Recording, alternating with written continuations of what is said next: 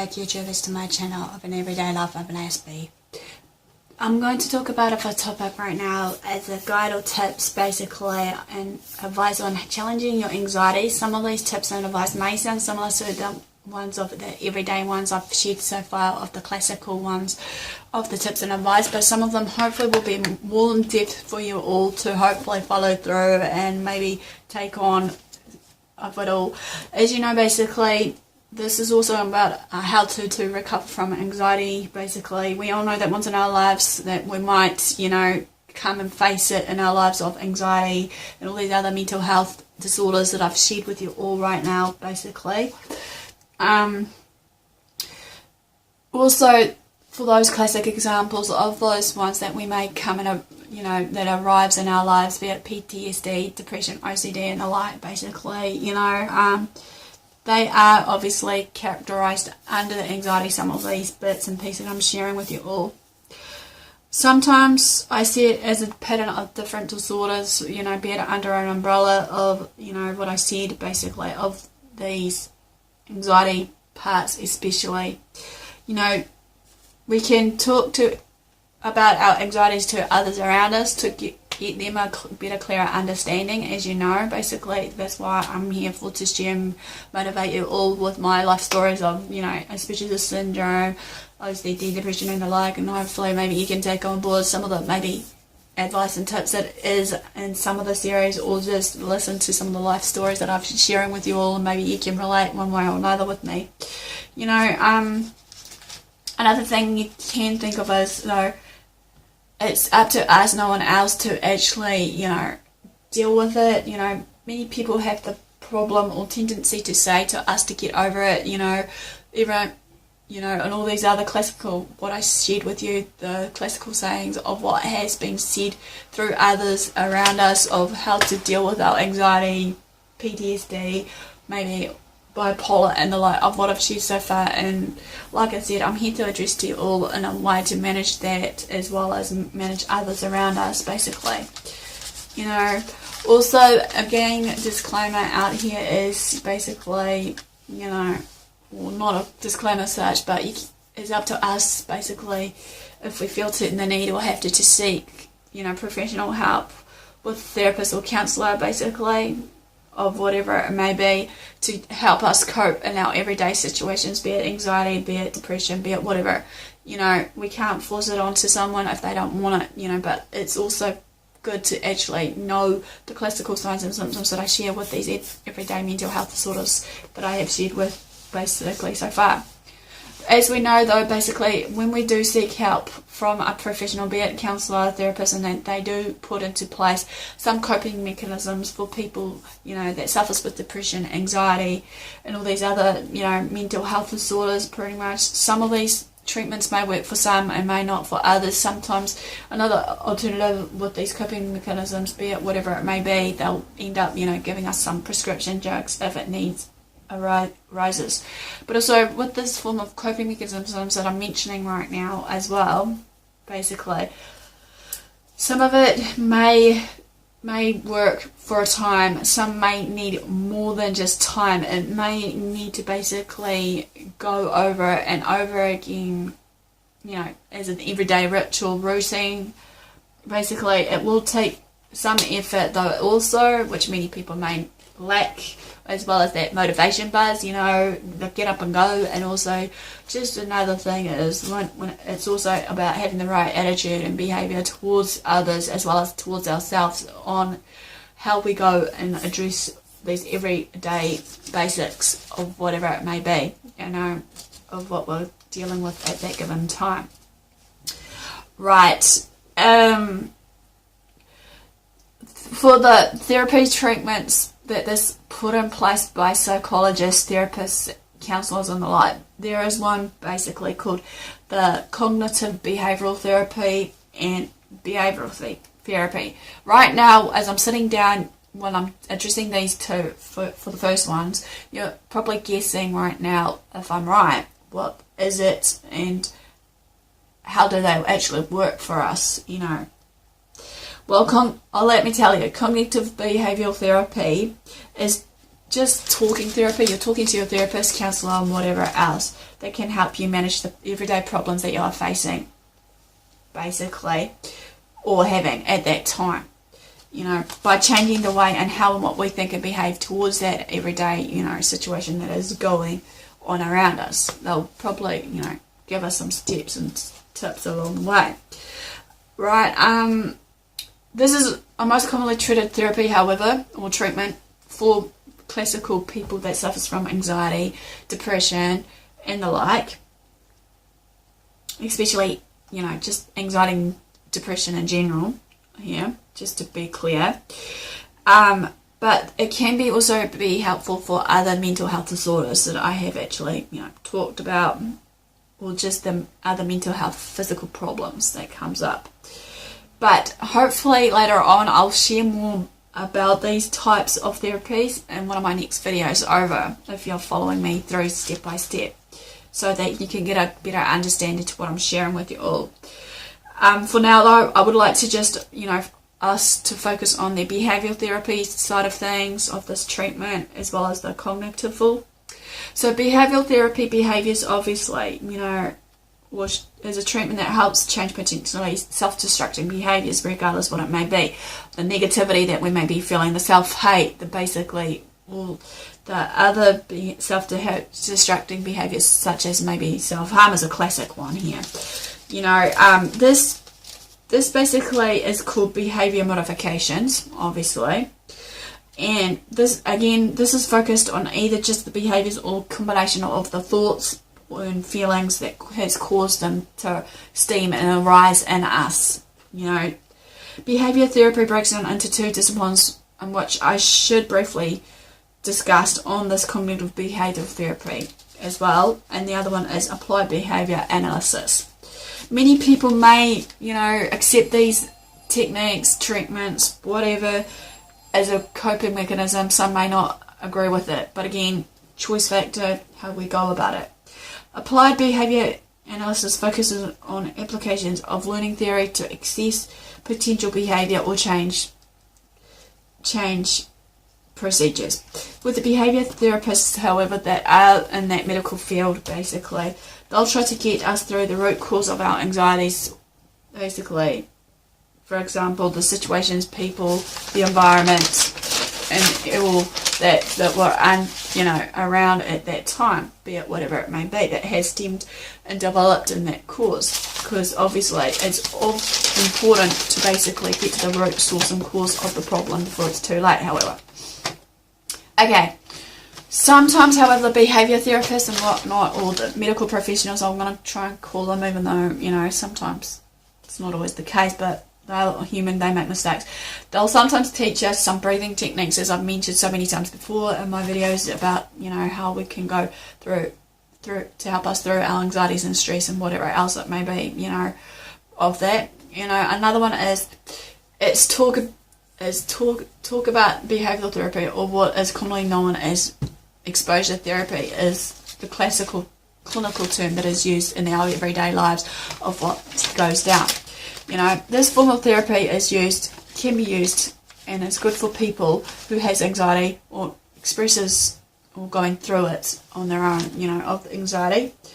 I've learned that with this sort of therapy though, basically, as I've said basically in one of my videos, that some of it can actually push us to the limits, maybe, you know, of certain things that we're uncomfortable, take us off our comfort zones of being in our little bubble of comfort, be it whatever it may be, basically. Basically, it pushes me out of my limit and comfort zone, or shall I say, basically in my case, I call it basically out of my safe place for a time, though. Bear with me, it's a timely factor like anything. This can and push me, this for that factor of this therapy I'm sharing with you all has taught me to push hard and actually see beyond my expectations and whatever it may be. But then again, I've noticed also with me pushing myself too hard, it actually failed once or twice on me, because of, you know, self stuff that I didn't dealt with in the past. That's bit me in the ass, put it nicely. This can and will help people in recovery, in their recovery stages of their anxiety, or just in recovery stages of their everyday mental health disorders, or whatever it may be. But how I look at it, if I didn't push myself where I am today, however, I'll be still on that same bubble or comfort place, as I said, or as some people may call it, their nest. If you will, and with all the comforts, basically, okay, don't get me wrong, it's okay to have some form of comfort of your security blanket, your safety place, or what have you, to return to when things go wrong, But now and again, with our everyday challenges or situations that we face, or I face in general as well, I believe that, we should be able to try and face them and seize them at all costs, instead of trying to hide away from them underneath the pillows or blankets, shaking away, I don't want to get out, all this. And does this help in our recovery, be it whatever we're trying to do? No, quite frankly, it doesn't. I did everything in my own willpower and everything, and as well as my own, to gain back what I've lost, as I've shared before, basically. I decided to try and take this step into the unknown and the uncertainties. Again, exposure therapy is being exposed to what you're holding on to, basically, or whatever is holding you back, For example, a classic example here maybe is, your mental health disorder of social anxiety. Hanging in and around, crowds with loud noises going on in the background. Again, I shall say this is unhealthy, or not worth staying in that comfort zone, as I believe that the more exposed we are to these environmental factors versus our other factors that we go through in our life, basically, depending on the whatever level of anxiety that we come to face, it caused us to be in that first place of our comfort zone and whatnot. We can conquer this anxiety of ours together as a team, so like I'm saying, you're not alone. I've been through this and I'm here to help. I felt there were different types of anxieties, however, and they are different types of anxiety I have to face on my own, with the little baby steps at a time, as we are our worst enemy, unfortunately, of holding on to fear or whatever that may be, that's causing us just to have that setback, instead of, wanting to have that recovery stage of ourselves.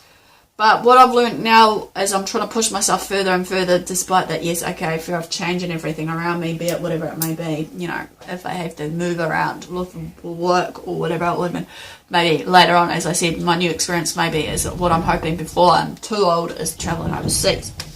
It's basically, the thing we should fear about is just fear itself, basically, is what my parents has been trying to teach me, as well as, one of the pastors.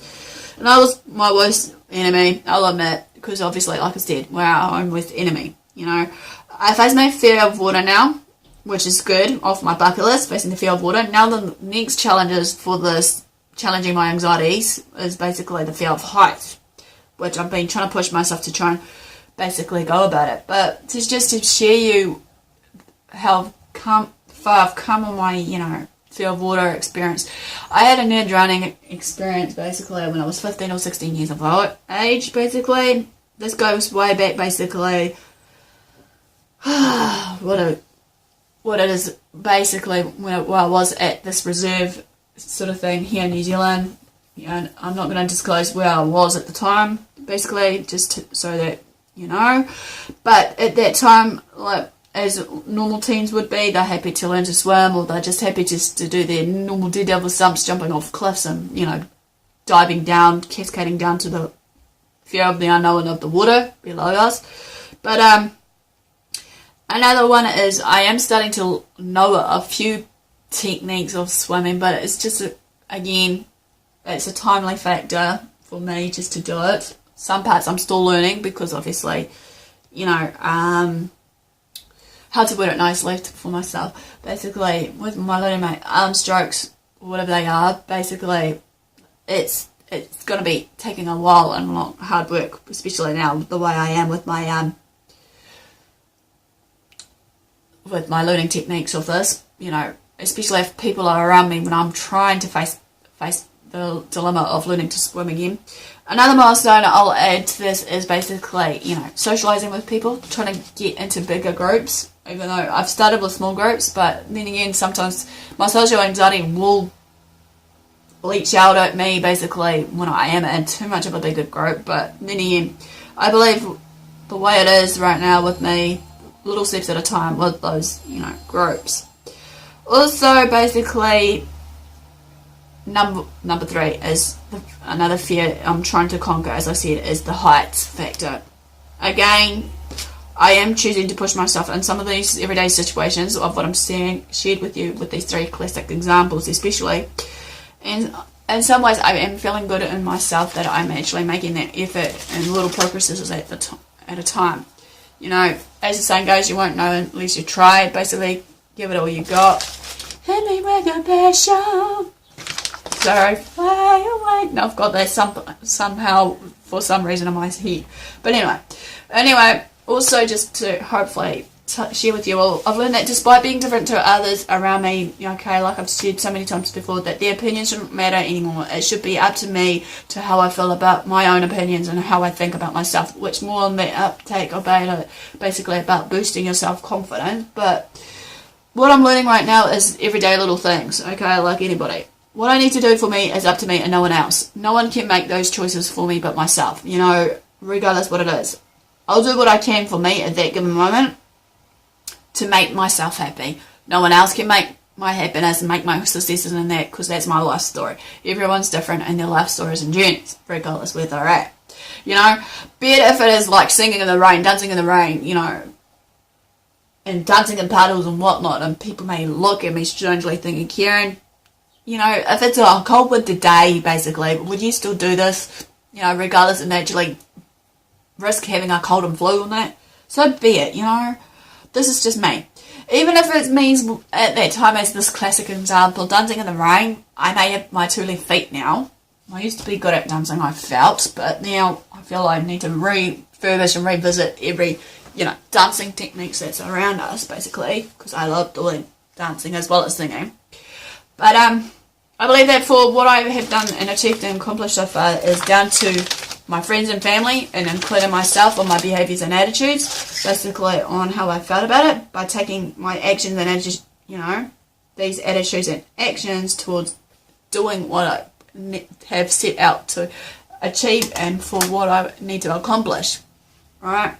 I know I have a bit of a long way to go with certain, you know, accomplishments, or shall I say, as I said before, a lot of things to do on my bucket list to achieve, but again, it will take time, obviously, for me, but I will get there, I believe.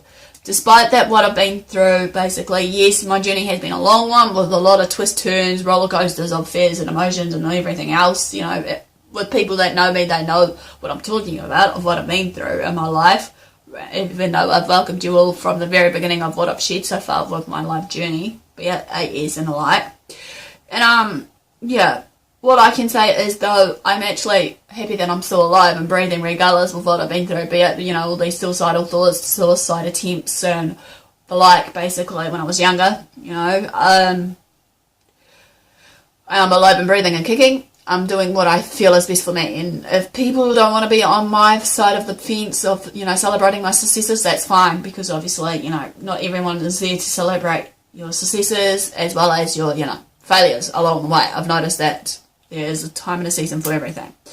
I know that some people may have, you know, their dream wife, dream husband, cars, license, have been on holidays, married, maybe divorced, and all that jazz of this everyday life that we go through, you know. But I'm still at that stage myself, to be honest.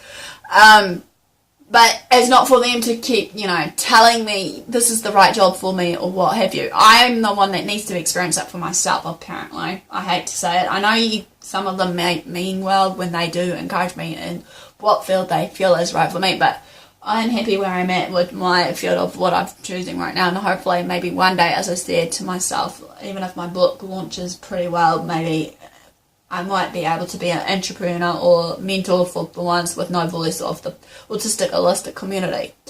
And New Zealand, obviously, a New Zealand born Kiwi doing this, obviously, because obviously there's not many New Zealand born Kiwis that are like me that probably will, you know, face that. But that's fine because, as they say, each to their own. Anyway, what was I up to? I know that some people, like I said, yep. It's all about now for me, living in the moment, taking it one day at a time. You know, yes, I've got one chance, one opportunity, and some of these chances and opportunities may have slipped in the past, but I believe that I can make it happen again of certain things. So, you know, it's all about time factor. We need to challenge our anxieties from time to time, however, from what we're anxious about or the everyday situations that we're facing that's actually causing that anxiety, and we need to solve what that caused that anxiety and stemmed from it, you know. I know that despite what I suffer from anxiety, that it's going to be okay eventually. As I'm saying, taking little baby steps at a time as I'm sharing this to you.